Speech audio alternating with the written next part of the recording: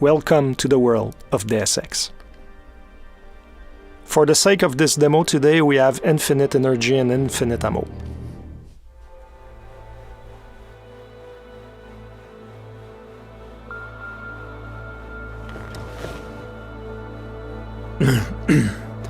Hold on. Shit.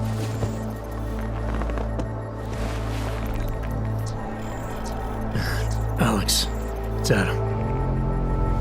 Hey, you sound like shit. How you feeling? A little sore, but I'll be alright. Are you okay? Yeah, I'm okay. I've been through worse.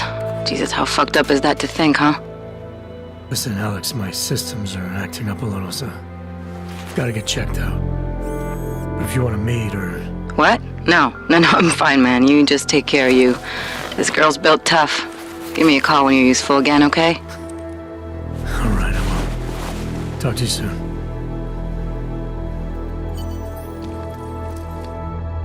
Open blinds. Good morning, Adam. You have one new message. From? David Sarif. Play it. Adam, it's David. I know it's been a while, but after what happened in Prague yesterday... Look, son, whatever reasons you've had for not getting in touch these last 2 years, well, life's too short. I'm leaving for London soon, but give me a call. You saved his vidcall number? Yes, Adam. Just activate your TV system. Adam Jensen was caught in a terrorist attack, and now we're 30 hours later and we wake up in his apartment. Adam Jensen tries to recollect himself. He seems like he has some problems with his augmentations, and now he needs to take care of that. The thing is that in the world of mankind divided in 2029, 2 years after human revolution, and there are a lot of problems in society, a lot of division, a lot of tension, and a lot of companies like the limb clinics that are focusing on transhumanist technologies are going bankrupt, and now Adam Jensen will have to rely on some underground stuff.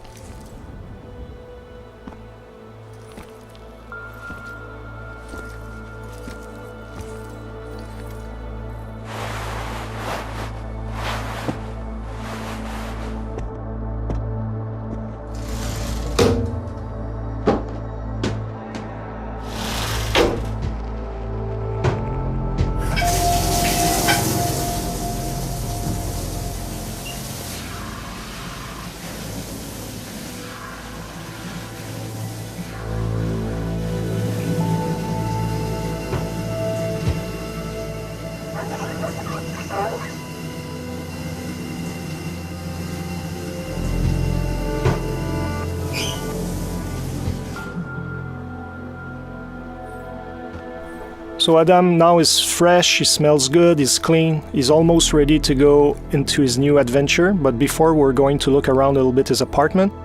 In true Deus Ex style, there are plenty of things to discover. There are a lot of readables, pocket secretaries, ebooks, computers, where we can learn about Adam Jensen's motivation, the organization he's working for, the state of the world. There's also a lot of emails that he can read, some of his colleagues at Task Force 29 asking him to go see them, etc., etc.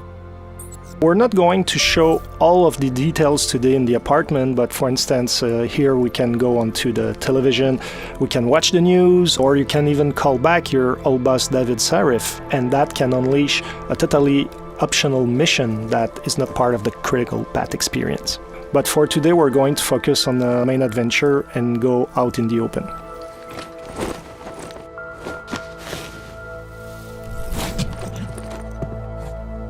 Miller, it's Jensen. It's good to finally hear from you, Agent. You doing okay? Sorry about the downtime. I'll get to the office as soon as I can, but my AUGs took a hit during the attack. I need to get them looked at. Of course. There's a lot of work ahead of us, Jensen. I'll see you when you get in. Dr. Kohler, I need to pay you a visit. Jensen! Now's actually a really good time for me, like right now! Something wrong? There are some guys in my bookshop. Pissed off the Valley gangster-looking guys. So, unless you want bloodshed the day after a terror attack, The front door isn't the most peaceful option. I got it. So it seems Jensen's friend Vaclav Kohler has some problem with local mobsters. We're going to go shortly to see what's going on there. But in the meantime, we're going to look a little bit at the city. Here we're still in the apartment complex where Adam Jensen lives. Of course, we can explore all the apartments and discover loot, discover story about a lot of things. Now we're in the city hub itself. We're in the poor district of Prague, and there's a lot of augmented people living in that district. As you can see, there are a lot of police forces looking around and making sure that everybody is staying in check. There's a lot of paranoia, there's a lot of tension.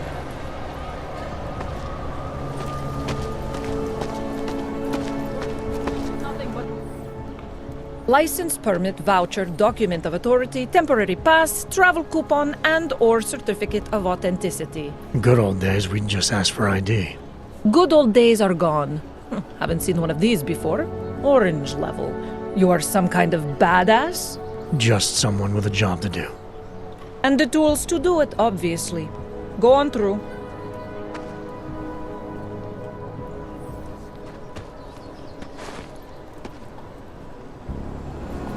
Fortunately, Adam Jensen has his papers in order, but he's still an augmented citizen, and there's no discrimination on that end. Like, police are going to check everything and make sure that you're complying to what's needed. Because in this world, police are just looking for an excuse to send you to some ghettos. Here we can see the metro station. It's another example where the segregation is institutionalized. We have the natural line, and also we have the augmented line to take the subway. If you take the line for the naturals, chances are that the police are going to ask your papers and they're going to arrest you. But if you use the line for augmented citizen, you'll be able to breeze your way through and get to the district you want to go without being bothered. And through the SX fashion, you can talk to all the characters in the world. You can learn more about their own stories, about some of the things happening in the world. You can also get some hints about certain places, etc. So it's up to you to discover all these things. Now we're getting close to our friend Vaclav Kohler, and we're going to show you some of the options to get to him. There are always more than one way to get where we want to go. There's a blockade here. Let's see what it is. Doc Larry, show me latest papers. Otherwise you cannot go through here. I know the drill. For the sake of this demo, we just shortened this conversation, but basically what you discover is that those police officers want you to pay some fee to go around and get to your destination. As you go and explore that side mission, depending on how you play, it can be a very short story that can last maybe 10-15 minutes, but you can dig deeper and deeper and end up into a story that can span for over an hour, and you discover that those fake police officers are extorting augmented people that are out of hope, and you'll be able to make a difference.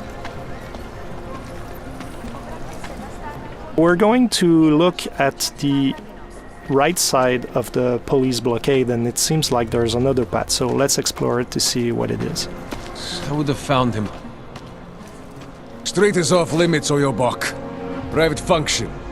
All businesses are temporarily closed. It seems that those guys are the Valley gangsters our friend Kohler was talking about. So since we don't want to create chaos here today, we're going to look for another option.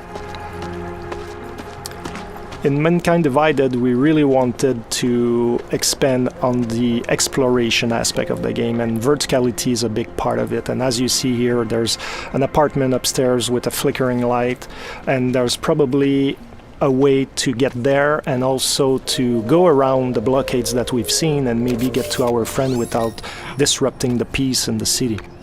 That's an example on how we can exploit the verticality. There are objects in the world that we can interact with, and now we're able to reach higher ground. Depending, however, of the augmentations that you have, you might be able to get there without the use of the environment. So depending on how you build your Adam Jensen, how you decide to exploit his capabilities, you'll be able to get in places in different ways or not at all. As you can see here, something happened, and that is a story that we're not going to fully explore today. But as you play the game, you'll be able to understand what happened with those people. Hacking is back.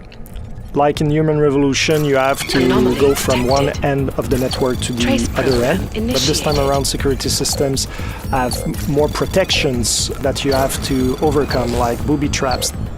But also as a player, you're going to have more softwares to use to try to circumvent the challenges. I can tell you that this time around the gameplay is going to be more tactical than it was in the last game, so it's going to require a little bit more skills to hack some of those networks. But let's continue to our friend C.O.R.E. And yes, Adam Jensen loves air vents. Exploring all around and all in the little corners of the map is really important because you can find a lot of loot, a lot of secret things. And here, for example, we have a pocket secretary. We're not going to open it today, but it's just to show you that those little devices have codes, passwords, things like that that can allow you to get to secret places that otherwise would be more difficult to reach. So now we've passed our friends, the Davali mobsters, and also we passed around the police blockade, and now we're getting close to our objective. This is the Time Machine. It's a bookshop that is owned by Vaclav C.O.R.E. And now his Davali friends are trying to find him. The thing is that he's hiding somewhere in his building, and now they're trashing the place, shooting everywhere, trying to make him come out of his hiding because apparently he owes them money. This is the smart vision. You can see the weapons enemies carry, the loot they have, if they have pocket secretaries, the kind of ammo they have, so it can be really interesting if you're the kind of tactical player to know which ones are more interesting to take down or not, depending your playstyle. So today we're not going to pass through the main door because we don't want to start the fight right away. We're going to stealth our way around with cloaking. I was talking about verticality, so it means that when you fall from higher ground you make more noise and enemies can hear the noise you're producing. So even if you're using, like here, the cloaking, even if they don't see you, they will hear you. So it can be a very good idea to combine different augmentations together to have an added value. So in this case, not only you're totally invincible, but people cannot hear you at all. So you're the perfect stealth agent.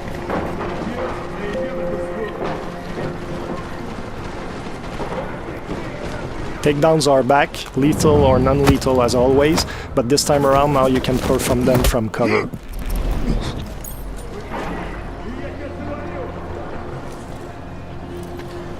We avoided the main entry point to get to our friends, so there's the delivery entrance here, but the door is locked. We're going to look for another option to get in. It seems that we have an opening on the roof. And what is important is that when you get to a location like C.O.R.E. Time Machine, there are always more than one way to get inside. Looking at your environment is really key for your success. Now we're using the Tesla gun arm, which is a new augmentation that Adam Jensen has, that allows us to take down enemies non-lethally. And when you fully upgrade this augmentation, you can take out up to 4 enemies at once. It can be really interesting, especially if you're a non-lethal fighter. I love cats.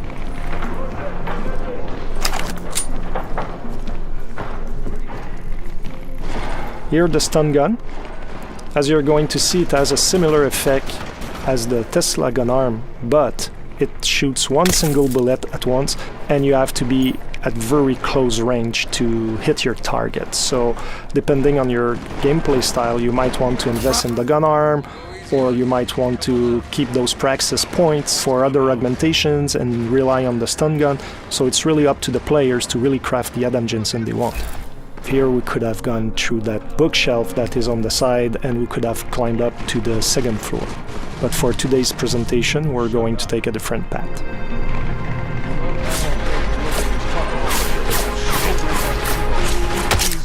We just use the silenced pistol, which can be very deadly and very quiet.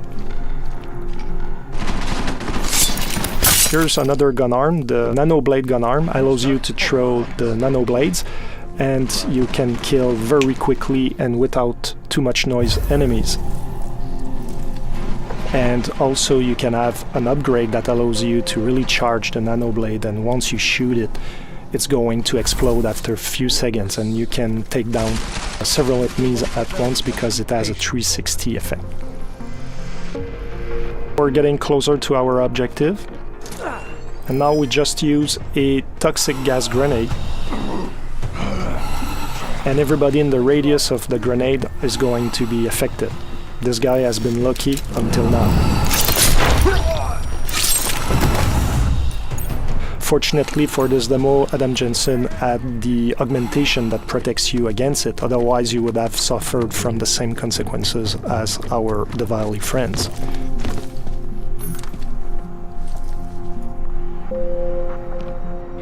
Now we're in C.O.R.E's office.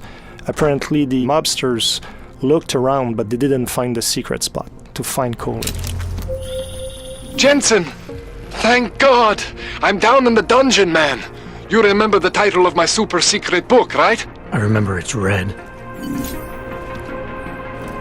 Earlier on I was talking about readables in the universe, and here we have another example, newspapers. There are different stories that you can discover, and some of those stories can be influenced by what you achieve yourself in some side missions or even on the critical path.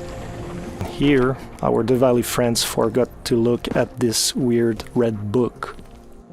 It seems that C.O.R.E. loves augmentations quite a bit.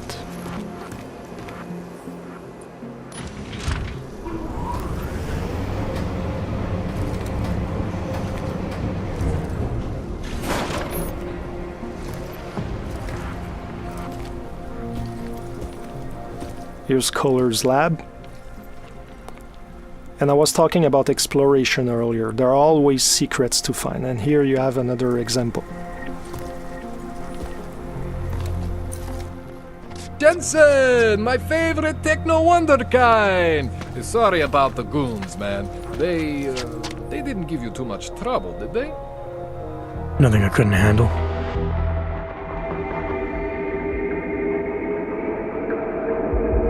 That's it for today. I hope you enjoyed that demo. The game is out on August 23rd. See you soon.